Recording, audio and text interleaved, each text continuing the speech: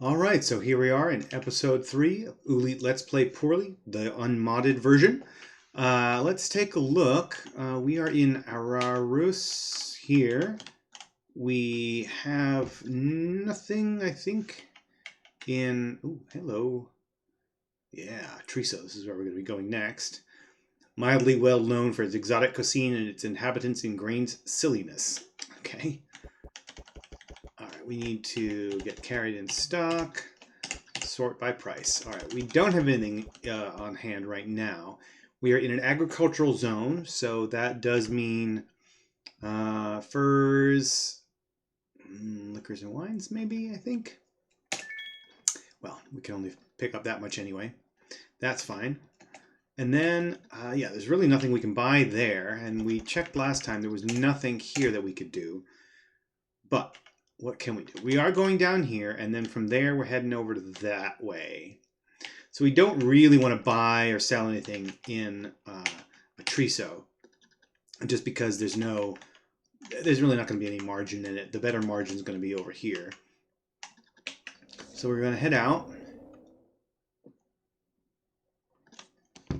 And once we clear the station area, we're going to witch space over to a Triso.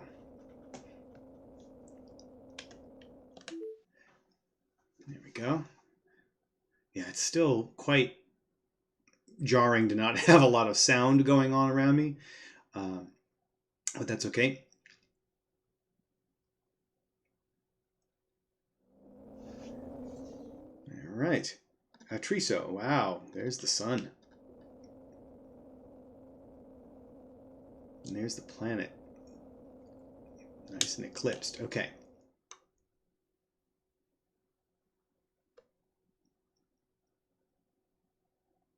Gonna get a bit of glare before we get over there. Oh, mass locked. Looks like there's that little ship right over there. Done. Okay.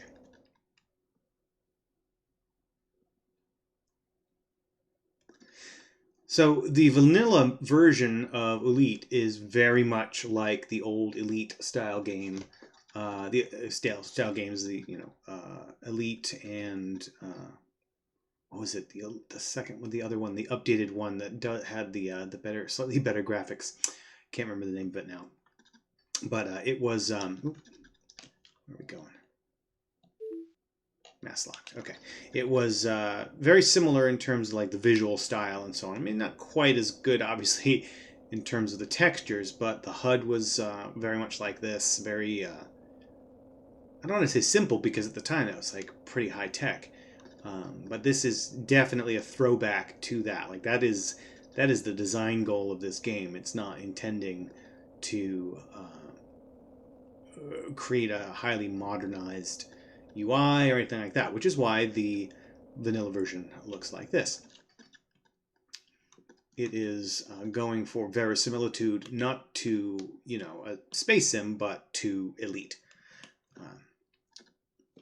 There we go. And traffic control, slot, yes. I like that we did get the targeting squares, finally. Bees. Okay.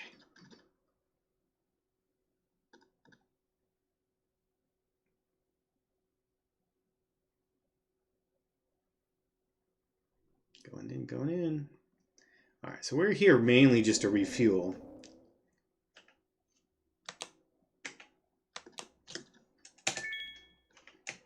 Yeah, and then from here we're going to go straight over to Rabadira, and we should be able to sell our stuff over there because there's really not much going on here. This is a tech level 8, so it's a little bit better than Araris, tech level 4. But even so, we don't have too much here. We are fully loaded right now, so there's really nothing for us to get here in terms of cargo. So we'll do this.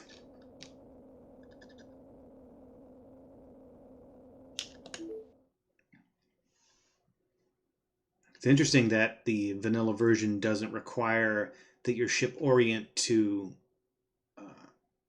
a jump point, which is interesting. I do prefer because that's a little jarring, right? I prefer the version where you actually have to orient a certain direction and so forth, because it just adds a little bit of something to that process, because it's very just sudden the way it is in vanilla. All right, there we go. Ooh, there's station is right up there. Uh-oh, there's a bunch of bad guys. Your cargo or your life. What? What's he saying? 6 barrels and we'll let you go. Oh God. No. No thanks. I'm gonna say no to that.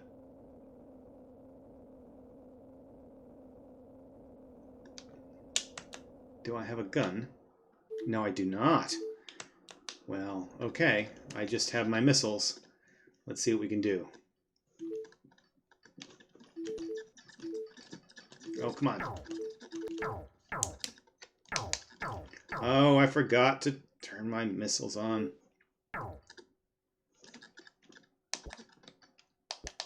And now oh God.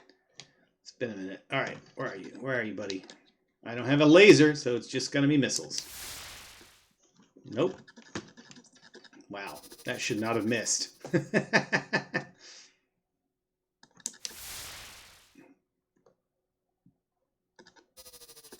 Ooh, did I hit him? I guess I hit him. Well, it's not pissing him off. I mean, he's still coming at me. So it's probably not going to end well for me. Yeah, my aft shield is going down. Only got 2 left. Come on. Get it. Last shot. All right. Let's head toward the station. See if we can get out of here. No! Too many thingies out here. Come on. Go. Too many ships. Yes! Just in the nick of time, my witch drive fuel was exhausted. Alright, let's get over to the station. And I'm mass locked. Okay, well, now I'm stuck. I can't really do anything yet. And I have no more fuel, so I'm gonna just slowly whip my way over there and pause the recording and come back when I've gotten close.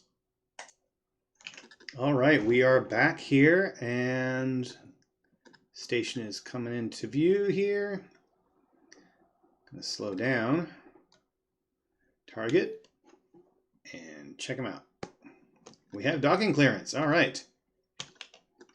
Yeah, forgot I have no fuel. There we go.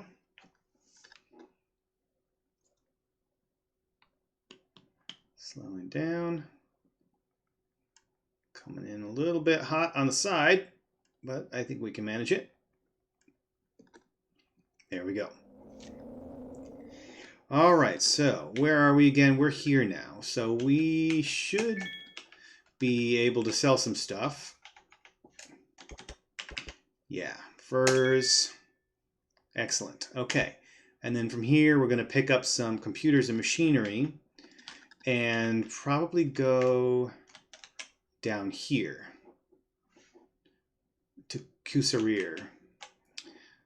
What is this place like? Well known for its inhabitants' ancient loathing of sitcoms, but ravaged by dreadful civil war. I'm sure there's a connection. All right, so since this is a level 9, there might be something here worth taking. But first, actually, let's go ahead and buy the computers. Okay, full. Nice. Okay. With 1700, what do we got? External heat shielding. That's for when we have our fuel scoop. Hardened missiles. So we used all of our missiles. So maybe I should just restock. Yeah. And probably should put a laser back on, but I don't want the pulse laser. And beam laser is going to cost us too much for what we've got right now. That's fine. We will We'll stop with that much and then head here. Yeah. And then maybe do a couple of runs back and forth between these two. Oops.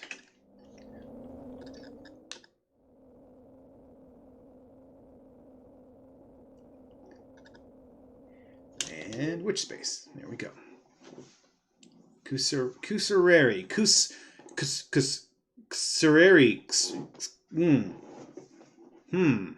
How would you pronounce that? I guess it's probably not.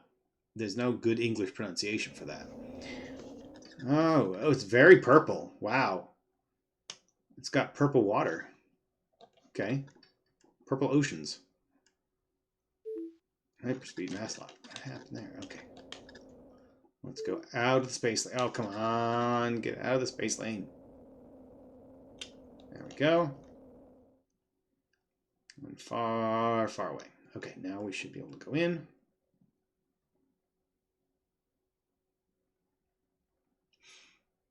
It is a pretty nice looking marble, I gotta say. The sun over there. Wow, that's a big ass sun. Yeah, that's another thing about the vanilla version. The suns are all, I think, the same size, roughly the same distance. That is very, very big.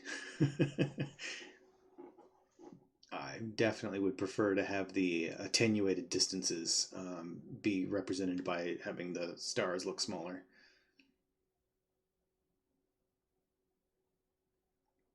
That's a decent looking planet there, gotta say. All right, Coriolis Station coming into view right there. Oops. Didn't mean to mass lock myself right there. Maybe I can get out of it. There we go. Go out just a little bit farther away and then come back around. There we go.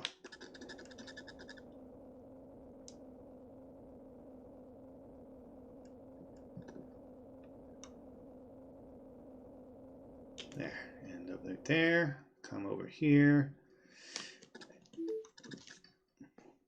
All right. Oh, hold for clearance. Okay. Wonder how long this is we're gonna be stuck waiting here for.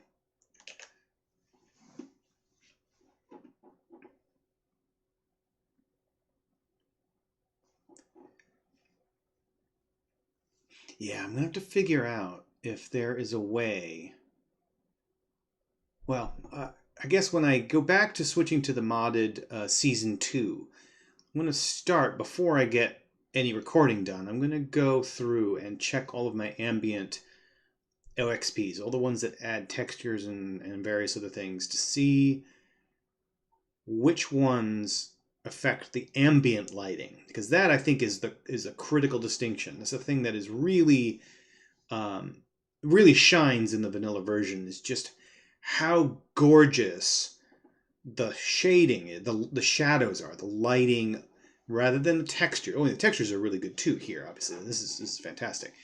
But it's the shading, it's the shadowing, it's the light sources that are really just absolutely phenomenal.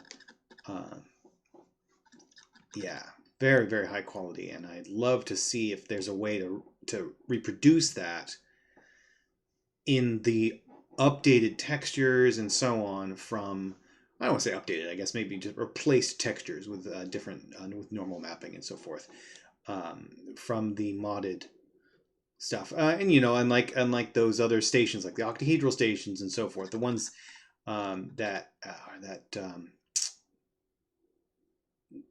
one, the Zezedi station, the one that I spent so much time in, the one that kind of comes out of, looks like it comes out of 2001. That one, it has a uniform texture, or sorry, I should say uniform lighting, which is probably just the way it is. But if it were a little darker, if there were less ambient light, it would probably look a lot better. Given that the texture is relatively low res, by darkening it, you end up, well, darkness forgives a multitude of sins, right? That's why, movies like Jurassic Park work so well when they're showing things in darkness. Okay, let's see what we got here. There we go. Computers. Okay, we're up to there. Now, oh yeah. I've got to, oh, I keep losing track of where this is. Where this is. Well, where's the fuel? Fuel for, there, it's right up top. Okay. I was sitting right there. This is a level 8. We definitely want to get up over there to get the to level 12 so we can see what all of our options are. So from here, we, again, need furs or liquor and wines. We have full 38 tons. Let's do that. Is there anything we want to get here? Maybe we get the beam laser. Maybe we just get it. Just so that we, you know, have it. Because we could, I mean, it might come in handy. It's not like we need the money right now because our 35 tons, we're pretty good. So, oh, interesting. Wasn't aware of that. In the modded version, forward lasers cost 3 times as much. In vanilla, they're the same price. I do think the modded version is more interesting. I prefer that. I think just because you have to make decisions, you have to think a bit more carefully, and you have to kind of maybe give greater preference to non-forward weapons. But there we go. All right, so now we're heading over here. Let's get on going. Yay, okay, this is my new laser. Oh, look at that thing go. That's really pretty.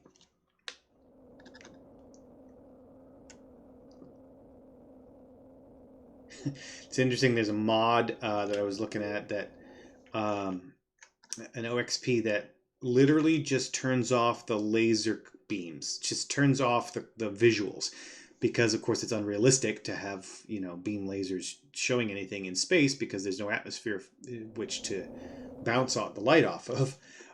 So the mod just gets rid of it. I'm like, how would you? How do you know if you're hitting it? How do you know if you're hitting something? Like how can you track your targeting? It seems like you would need to what you would need to do is you need to design since that is the case, since that is in fact how lasers work, you'd kind of want to build a weapon that additionally sends out a visible particle stream of some sort. Obviously, it wouldn't be as fast as the laser, but it would be like a tracer of sorts. I feel like that would be sort of the thing that someone would do. But of course, obviously, if we get out to space, no one's going to be actually flying their own ships with their own weapons. They're not going to be on a turret or anything. Well, that's going to be handled by computers anyway. Like most of this is all just a conceit. Just this in of itself, just doing this, it's you know it's not gonna be real. None of this is actually going to happen because, of course, we can already run artificial intelligence that is sufficient to park a car, and it's 2021. I can well easily imagine that, you know, in the next couple hundred years, probably in the next decade, well, and already airplanes are mostly flown by autopilot. They can even land and take off. They generally don't, as far as I know. I think they do rely still on the pilots to do that, but they can do it themselves. So there's really no reason for living creatures to be flying these ships. Like it wouldn't happen. It's not going to happen. But you know, it's a game. Obviously, I'm not complaining about that. I'm not saying, oh, we need my realism, but it's just interesting that you know, people. It's interesting the kinds of things that people complain about in terms of realism or unrealism in space simulations. Mine, I mean, and I'm just as guilty of this as a lot of other people. I find games, even like Oolite, that don't have some kind of a tracking system for the weapons, like an auto track or a target leader or whatever. Well, I mean, laser-based weapons don't matter so much. I mean, the Oolite can get away with it because it's all instantaneous distances, it's instantaneous speeds. But you know, for games that don't do that, it's just weird that, you know, if there's games now that you have to, where you have to basically aim down the crosshairs, and people are like, I don't want to play a game that has, you know, automatic tracking and doesn't feel, well, no, that's ridiculous. What you should really not want to play a game doing is a game that has you actually doing any of the shooting yourself. That's not going to happen. That's not going to be a thing. There's no way a human being is going to be more accurate than a computer. And we can already do that. We already have weapon systems that do that. That do all the tracking. You just say, "Hey, go at this thing, fire the weapon, boom." Right? I mean, it's silly to suggest that, you know, I don't want to play a game with where I can just rely on the computer. Well, okay. I mean, I guess part of that is that those kinds of players, um, they are playing games and they enjoy the challenge of the skill required to play the game, and that's great. But that is not why I play Oolite. It's not why I play any of the games that I play. Really, I'm not playing games to play games. I play games to have an experience, and a lot of times that experience is immersion. Is to feel like I'm present in a world, and so things like, you know, complaining about not having crosshair targeting doesn't really work for me. This doesn't matter to me. Okay, selling the furs, and where are we? We are here. Okay, so we're gonna buy. Ooh, look at this. This world is very notable for the Usrarimayan edible poet. Edible. What is with the poets? There's so many weird types of poets around here. What is that about? Do we fuel? Okay. Didn't really need fuel, honestly, because we're just going right next door again. Oh. And in order to do that, we're going to get computers, right? Yes. All right. There we go. That thing. That is an explosion, right? Am I crazy? That's an explosion, right? Or something? I've seen that before. Something like that killed me once. What is that? Is that like an energy field of death? I'm not touching that. I'm getting away from there. I don't want that. But I do want to know what it is. Gosh, maybe I can target it? Nope, I cannot.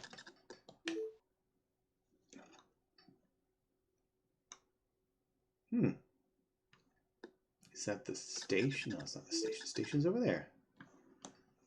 I mean, I thought maybe somebody had blown it up, but no. What is that? Huh. Things you see in outer space. Alright, here we go. Get away from all these dudes. Okay. Nope, don't want to do that. I want to go to Taurus Drive. Alright, I should get out of the space lane. It's funny, if you look to just the upper left of the radar thing, the thing that indicates cargo capacity and something else, don't remember. I knew this a minute ago. It looks like a jalapeno to me.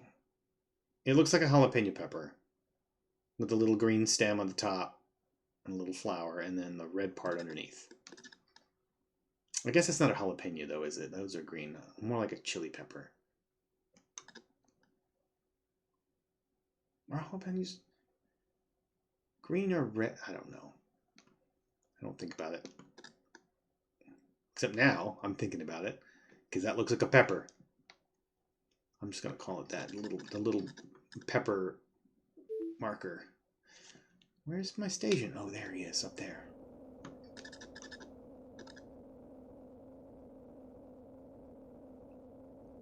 I feel like in the real world, in the real universe, what you'd want to do is not have the station in between the planet and the star.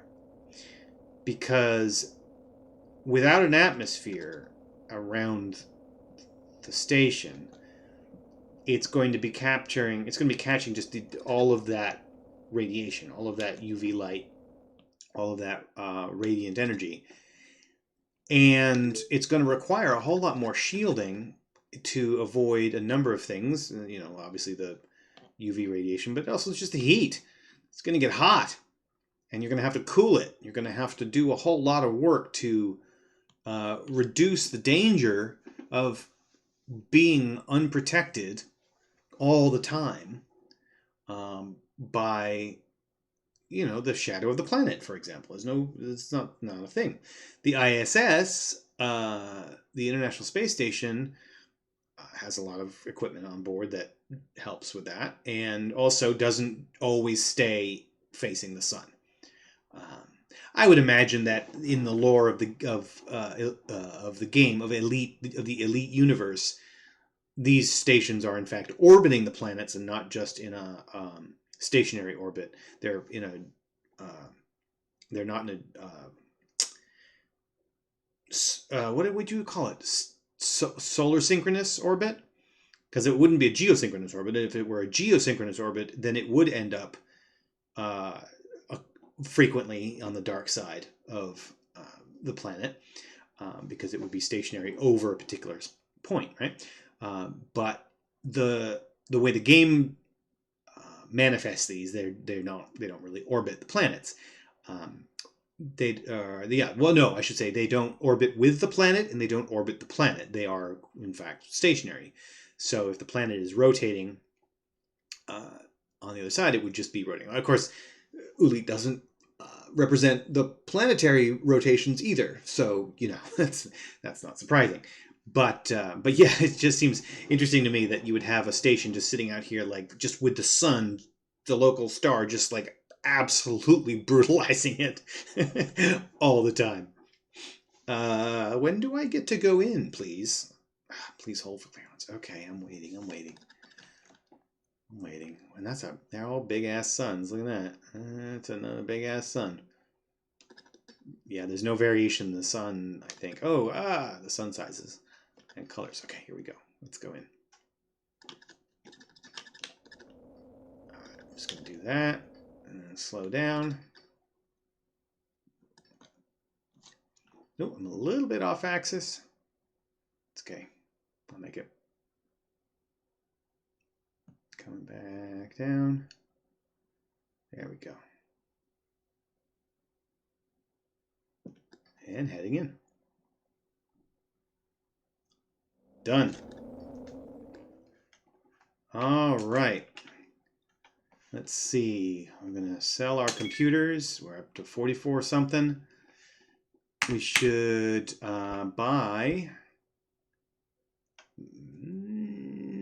furs, right? Yeah, furs. Save. And then see where we're going to go next time. We're going to, do a couple more of these, and then, I should probably remember to buy my fuel, right? Yeah, so we're going to end up here, and then that'll put us just barely in range for this and for this. Well, we're already barely in range for that right now, but this going here would get us into range of here. I think either one of these will get us into range of this. This one will get us into range over here, so we can start moving over. So we have a weapon. We'll probably want to pick up a couple more things in Usarema once we get over there to the tech level 12 system, and see what we can do. All right, well, thanks again for watching. See you next time.